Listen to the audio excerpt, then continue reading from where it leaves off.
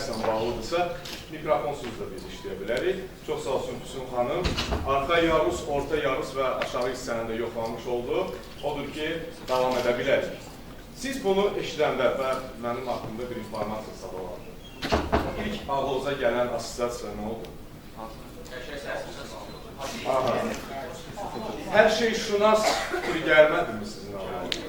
Gəlmədi. Çox gözəl. Amma bilirsiniz necə, belə fikirlər ola bilər. Hər şey şunaslık da bir şey deyil. Orada eyni adlı bir podcast da var internetdə. Aynur xanımın apardığı. Məsələ odur ki, ilk tərəfdən, ilk həmlədən hər şey şunaslık kimi görsənsə də, bütün istiqamətlər bir-birinə bənzərdir. Bütün istiqamətlərin ortaq bir cəhəti var. O ortaq cəhəti ondan ibarətdir ki, istər təlimçilikdə, istər aparıcılıqda, istər də ki, musiqi fəaliyyətində birbaşa olaraq auditoriyanı işləmək məsələsi ortalıqda var. Və əgər biz auditoriya ilə işləyiriksə, bizim fikrimiz müəyyən bir istiqamətlərdə bir image yaratmaq. Sizcə biz image deyəndə, ilk həmlədə image deyəndə ağlımıza nə gəlir? Ay gözəl. Amma bilirsinizmi ki, həm natiqlərin çıxışları ilə bağlı, həm məsəl üçün sizin timsalınızda, sizin hər hansı bir təqdimatlarımızla bağlı, bu cəmi cümlələrini 20% deməkdir. Qalan 80% isə sizin nə imicünüzdür sizcə? Davranış da onun bir ifadəsidir. O da var. Amma madam bizim mövzumuz səsdirsə, vokal image adında bir yeni bir sizə bir söz birləşməsi ötürüm. Onu araşdıra bilərsiniz, götürə bilərsiniz. Çünki əvvəllər biz onun fərqində deyildik. Biz deyildik ki, image nədir? Mən necə görsənirəm? Bugün qalstuk geyindim, geymədim və ya xanımlar bugün necəsə əlavələr etdilərmi, yoxsa yox?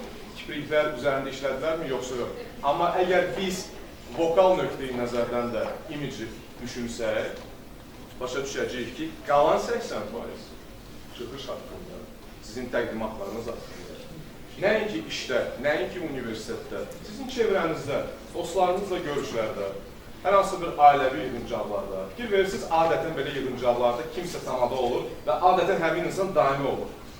Səbəb, natiqlik bacarıqları, ətrafı ələ almaq bacarığı, səriştəsi. Yəni, o manipulyasiya bugün səsləndi, bu da bir manipulyasiya növüdür. Amma manipulyasiya həmişə mənfi bir cəhət deyil, dostlar.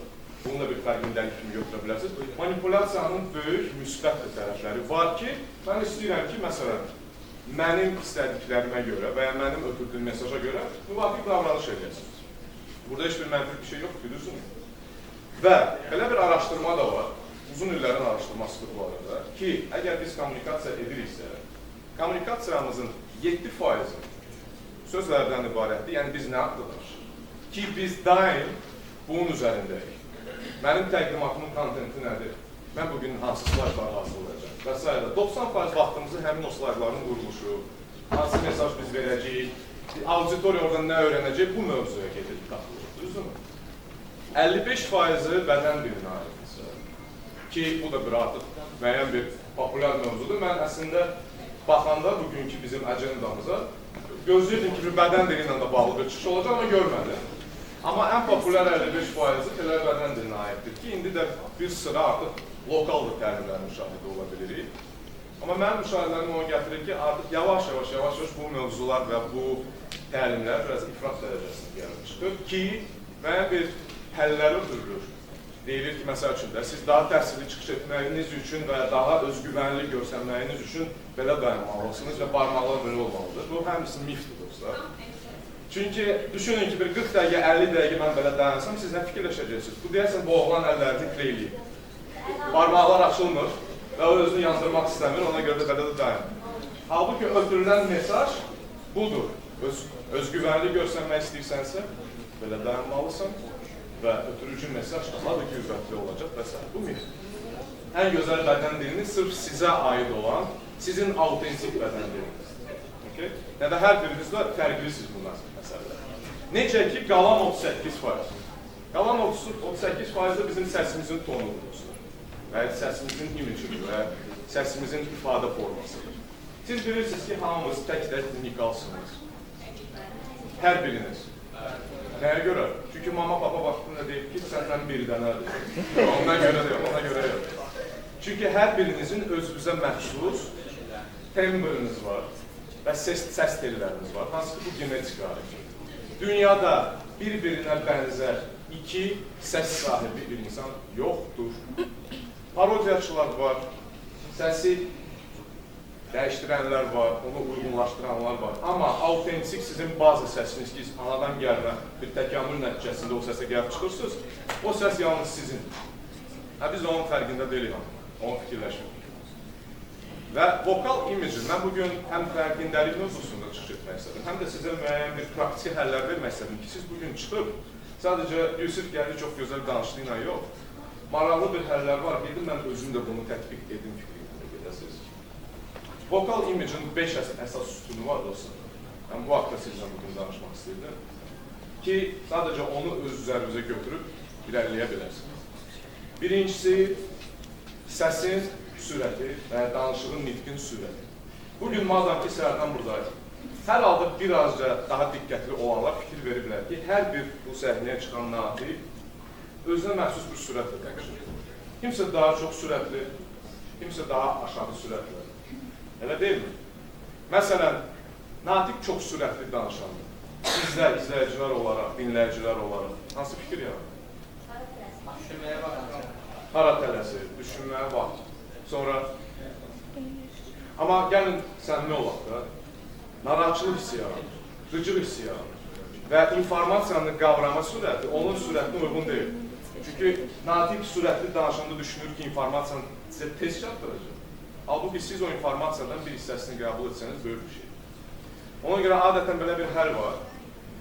Kimsə çox sürətli danışanda və düşünəndə ki, bu mənim danışıq formamdır, mən beləyəm. Təbii ki, bu daha çox özünə təsəlli verməkdir, bundan başqa bir şey deyil. Onun bir artikulyasiya ilə bağlı bir məşqələsi var. Ya karandaşdan istifadə olunur, belə bir karandaş götürürsünüz, ya da işarət barmağından rahat bir formada istifadə etmək olar. Sadəcə yerləşdirirsiniz onun ağız boşluğuna. Və başlayırsınız yavaş-yavaş istədiyiniz fikri danışmağa. Görəcəksiniz ki, fizioloji olaraq istər-istəməz. Sizin fikirləriniz və sizin nitqiniz nə olur? Tarazlanır. Onun sürəti gəlir, normaya düşür. Və əks təqdirdə siz desəz ki, mən sürətli danışıram, məni belə qəbul edin, başqa cür olmayacaq və s. Nəticədə istədiyiniz bir məqamlara çata bilmirsiniz. Bəli, siz deyə bilərsiniz ki, mühəndislik universiteti. Biz gələcəyin developerləri, DevOps mütəxəssisləri, Data Science mütəxəssisləri, bizə nə lazım, biz insanlarla danışacaq. Halbuki, belə bir illərdə, belə deyək, populyar bir tendensiya var, onun bir adı var, divandan evə, divandan işə daha doğrusu qayıtma məsələsi var. Yavaş-yavaş vaxt getdikcə remote işlərin sayı azalacaq, distansiyalı işlər azalacaq, freelanslar azalacaq, insanlar toplaşacaq ofisə. Elə AI-çılar da, data science-çılar da və digər məsələlərlə məşğul olmalıdır. Və bu ortamda kommunikasiyanı qurmaq üçün sizə nə lazım olacaq? Danışmaq və yenə də danışmaq. Ona görə heç vaxt mən qıraqdan mənlik deyil, düşünmür. İkinci məqam, səsin gür olması və aşağı səsli olması.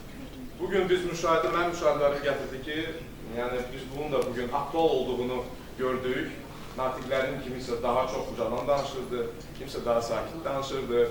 Amma burada da balans bizə lazımdır, mütləq şəkildə. Çünki yenə də əks təqdirdə səsiniz ya çox səsli belə bir şey çıxış olsa və ya çox səsli olmasa və ya mən gəlib desəydim ki, mikrofon işləmir, onda mən çıxış edərim, mən nə işlədim? Və əks təqdirdə yəni bu çıxış nə sizə faydalı ola bilərdi, nə mən də öz tərəfimdən sizə belə bir fikir yaradardım ki, bu insan ümumiyyətlə özünə güvənirmi? Bir natiq olaraq öz səsinin sahibidir. Bugün belə bir mövzu ilə çıxıb qarşımıza. Yəni, bir o qədər mi fikri yayınlıqdır, yoxsa məsələ ondan ibarət. Bu ikinci məqam. Üçüncü məqam ton, kanallıq. Hər biriniz öz kanallığınızı bilirsiniz. Hansı tonda danışırsınız, sizin ortalama normal səsiniz hansı ki, siz uzun müddətli yorulmadan o haqda danışa bilərsiniz. Fərqindəsinizmi? Çoxunuz deyirsiniz, bəli. Amma mən düşünürəm ki, ona yenidən nəzər yetirmək lazımdır. Çünki belə danışanda, məsələn, fasilədə, asuda vaxtında, nahar vaxtında və s. danışıqla, auditoriya qarşısında o vaxt ki, sən təksən, digərləri səni dinləyir, uzun müddətli, axıcı, səlis nitqlə danışmaq çox çətindir. və çətin olduğuna görə siz əgər öz səsinizin orta hissəsində, balanslı hissəsini tapmasanız, nə olacaq sizə? Elədir ki, var. Çox sürətli bir formada yorulacaqsınız, sizin səsiniz artıq qırılacaq, boğazınız ağramağa başlayacaq, gözləriniz nəyə axtaracaq? Suyu, içmək istəyəcəksiniz, quruyacaq hər bir şey. Üstəlik həyəcan. Bu arada həyəcan da ən sizin səs tellərinizə mənfi reaksiya gətirən və tez bir zamanda qurudan həyəcan. Siz onun fərqində deyilsiniz. Siz sadəcə çıxırsınız, görürsünüz ki, aha, insanlar mənə baxır, mən də söz deyəcəm, ən birinci kəlməniz elə bir ki, stroydan çıxır. İstədiyiniz səs çıxmır. Və deyirsiniz, ayda nə oldu? Daha da çox həyəcanlanırsınız, əllər tərlədi, buzdadı, tərpənə bilmirsiniz və s. və alaxır, bu hansı fiziologiyadır, dostlar, bu uydurma deyil. Ona görə, əgər siz tonallığı tapa bilsəniz, onun çərçivəsində rahat bir hiss edə bilirsiniz. Amma bir tələ var orada, dostlar. Monotonluq. Adətən, monotonluq bilirsiniz nə demək? O nə demək? Eynilik. Yəni, 40 dəqiqə insanın səsi eynidir. Ən birinci insanın normal fizioloji reaksiyası, sizin, məsəl üçün, monoton səsə nə ola bilər? Sıxılmanın nəticəsində biz adətən nəyə də bilərik? Xüsusən də isti ortamda, xüsusən də nahardan sonra yavaş-yavaş mürgüləmə effekti gəlir və sən əsnəməyə başlayırsan və çıxış edən insan üçün birinci bir əlamətdir ki, aha, deyəsən, mənim danışdığım və mənim apardığım səmt səhvdir. İnsanlar mənim dediklərimi artıq eşidir. Mən də oturanda da fikir verdim, böyle boyalanırdım arada. Yatanlar da var idi, əsnəyənlər də var idi, xoruldayanlar da var idi. Qınamıram. Çünki bu bizdən asılıdır, bizim çıxışımızdan asılıdır. Çünki siz gəlmişsiniz bizə baxmalar, bizim üzərimizdə də belə bir öhdəlik var ki, bizim çıxışımız axıcı, maraqlı və sizə toxunan bir şey. Okey, tonallıq haqqında danışdıq. Amma səsin melodikliyi məsələsi də var. Dördüncü məsələ. Ümid edirəm ki, ya qeyd edirsiniz, ya da yadda saxlayırsınız. Çünki mən çıxacam, öz işimin dalıca gedəcəm və unudula bilər, amma çox vacib məqam var. Melodiklik. Nə deməkdir melodiklik? Aha. Səsin enişləri və yoxuşları elədir ki, var. Yəni, bir cümlədə sizin səsiniz gəzməlidir. Haradasa pauza verməlisiniz. Haradasa nidadırsa nidanı qeyd etməlisiniz. Harada sualdırsa başa düşməliyəm ki, siz sual verdiniz. Çünki elə situasiyalar olur ki, auditoriyaya biz xitab edirik sualla, auditoriya anlamır ki, sual gəldi. Sən elə belə danışırdın. Sualı bənzəmirdi. Ona görə sizin cümlənizin əsas hissəsi və ya cümlədə əsas vurgulamaq istədiyiniz bir hissə var. Onu qabarıq şəklində çıxartmamız üçün ora bir fokuslu bir müəllimin dediyi o fokus mövzusu da orada da özü təqsim tapır. Yəni, fokuslu şəkildə həmin o hissənizi yaşar. Və melodiklik hərdən bir, necə biz melodikliyi ümumiyyətlə məşq edə bilərik sizcə? Buradan mövzu tərkib musiqidən gedmir təbii ki. Məsələn, başqa? Məsələn. Necə? Şeir oxuya bilərik və ya öz çıxışımızı videoya yazıb sonra təzədən baxa bilərik, dinləyə bilərik. Amma çox maraqlı bir məşğələ var. Mən burada onu göstərməyəcəm, sadəcə onun izahını verəcəm ki, necə siz onu edə bilərsiniz. Məsələn, siz yəqin ki, fərqindəsiniz ki, sizin səsinizin ən aşağı hissəsi tonlardadır. Yəni, ən belə aşağı hissəsi hardadır, yəqin bilirsiniz və hissədirsiniz. Və ən üst hissəsi, ən belə cingildəyən hissə var ki, ondan sonra artıq batır sizin səsiniz. Yavaş, sirena effekti deyilir ona. Elə aşağıdan yuxarıya gedib qayıtmaq məsələsi ilə siz onu 5 dəqiqənin ona eləsəz, rahat bir formada öz səsinizi melodikləşdirə bilərsiniz. Bunu hamı edir. Mən bunu iqtira etməmişəm. Bu, bütün dünyada musiqiçilər, yəni və insanlar, bu arada siyasətçilər, o siyasətçilər hansılar ki, öz çıxışlarına, öz nitqlərinə çox böyük bir fikir verirlər, onlar bununla məşğuldurlar. Və heç də utanç bu görsənmir, dostlar. Siz düşünə bilərsiniz ki, buna bax, boyuna, buxuna bax və ya məsəl üçün bu boyda işlə məşğuldur, gedir siren eləyir və məsəl üçün ən populyar vokal məşq dünyada nömrə 1 dodaqların oynaması məsələsi. Görürsünüz? Necə edilir? Göstərin. Aha, necə oldu? Necə bilənlər göstərsin. Parmaqlar da olur, adətən belə edir. 5 dəqiqə. 5 dəqiqə ərzində bu maraqlıdır və məzəlidir bir tərəfdən. Amma əslində sizin səs telləriniz bu zaman işləyir. Və bəlkə də onun fərqində deyilsiniz, səhər sübhdən oyanırsınız, deyirsiniz ki, mən oyandım, yığış edirsiniz, dişlərinizi təmizləyirsiniz, yeməyi yeyirsiniz və s. Amma sizin səsiniz sizin fiziki oyandıqdan sonra hələ 1 saat yarımdan sonra oyanır. Siz bəlkə də universitetə çatanda yavaş-yavaş siz oyanır. Necə? Ona görə qalın olur. Ona görə həm qalın olur, həm də onu kontrol edə bilmirsiniz. Nəsə söz deyirsiniz, yenə də stroydan çıxır və belə bir səs olur. Halbuki yatır da, sizin kimi də yataq vəziyyətindədir. Onu oyatmaq üçün məşqlər etmək lazımdır və daimi tonusda saxlamaq lazımdır. Necə ki, biz zahiri imicimizə zaman yetiririk, idmana gedirik, təhsil saxlayırıq və s. Səs də eynən. Necə dedik? Səs bizim unikal alətimizdir. Amma biz ona alət kimi yanaşmırıq. Səs var da, insanla məxluqən mənim səsim olmalıdır. Yox. Onu da tarazlamaq, onu da saz vəziyyətini saxlamaq lazımdır. Fikir vermək lazımdır ki, nə içirsiniz, nə qədər içirsiniz, necə içirsiniz, nə yeyirsiniz, nə qəbul edirsiniz. Məsəl üçün, çayın və kofenin ona zərərli təsirləri var. Sigaret haqqında hamımız bilirik. Belə bir mif var ki, mən sigaret çəksəm, mənim çox belə qəşəng bir səsim olacaq. Əla da mahnılar oxuya biləcəm. Yox, bu sadəcə bir mifdir. 40 plus yaşa çatandan sonra artıq siz onun fəsadlarını hiss edirsiniz. Amma mən 4 dənə sadaladım da, düzdürmü? 5-ci qaldı. Bir vokal imicinin ayrılmaz bir parçası. 5-ci sütun. Gəlin onu da sizdən birlikdə tapaq. Qalınlığı incəliyi. Onu dedik zaten. O həm o dediyimiz o volume hissəsində o var. Sürət, volume, tanınış və melodiklik. Onlara toxunduq. Sonuncu 5-ci. Sizcə? Ritorika. Ritorika. Ritorika biraz abstrakt səsləndir. Amma yaxın. Aha, rahat, əlsizdir. Məncə məntiqdir. Əlizon çox şey Yaxşı, gəlmişsə bir... Aha. Okey. Bu da onunla bağlıdır bu arada. İpucu. Bədən dili sizin danışığınıza daha etiket bir şey verə bilər. Amma siz fərqindəsiniz bədənliyinizdən. Çoxlu gestikulyasiya olsa, insanlar biləcək, deyəcək ki, bu insan kontroldə saxlanır. Çox belə qapalı dayansaz, o da bir effekt edəcək. İpucu verəcəm. Mimikalar və gestiklər. Parazit sözlər var. Parazit sözlər və parazit səslər var, hansı ki, hər birinizdə var və ya olub, mənim özümdə də olub və fərqində olduğundan sonra onu aradan yazmaya başlamışım. E'lər, A'lar, M'lar, nəyə görə edirik onları?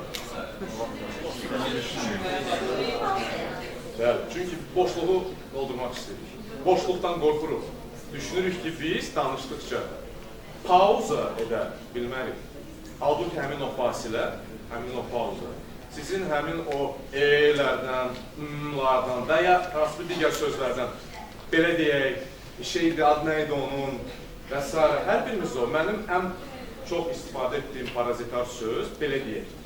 Mən onu efirlərdə də tuturam, izləyirəm, qeydlərimi aparım ki, və mən özümə sual verirəm ki, sən o sözdən niyə istifadə edirsən? Sonra da fərqinə varıram ki, ona görə istifadə edirəm ki, o mən çatdıra bilmirəm fikri. E'ləri artıq tərk etmişəm, yoxdurlar, amma o his var. Və s. Halbuki Steve Jobs'un bir dənə videosu var, ona Stanford idi, sual verirlər. 22 saniyə insan susub fikirləşir. Bir, mən vaxt istəyirəm fikirləşmək. Nə problem var ki?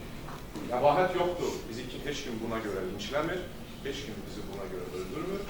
Əgər biz fikrimizi səlis, axıcı, maraqlı, dəyərli formada ötürmək istəyiriksə, o pauzaları da eklər. Ona görə dostlar, həmin o 5 üsulu sizə hədiyyə edirəm, götürün. İmic deyəndə artıq yalnız bugün qalstukmu giyəcəm, yoxsa bugün sadəcə köynəkdə gələcəm və ya mən bugün unutmuşamı, yoxsa unutmamışam məsələlərdən savayı səsinizi də yada salın ki, mənim səsim yerindədir bugün. Mən bugün təqdimat edirəm. Mənim ikinci dərsimdə bugün mini prezentasiya var, təqdimat var. Maraqlıdır, mən necə çıxış edəcəm. Bax, bunu hər bir düşürün, düşünürəm ki, sizin çox faydalı.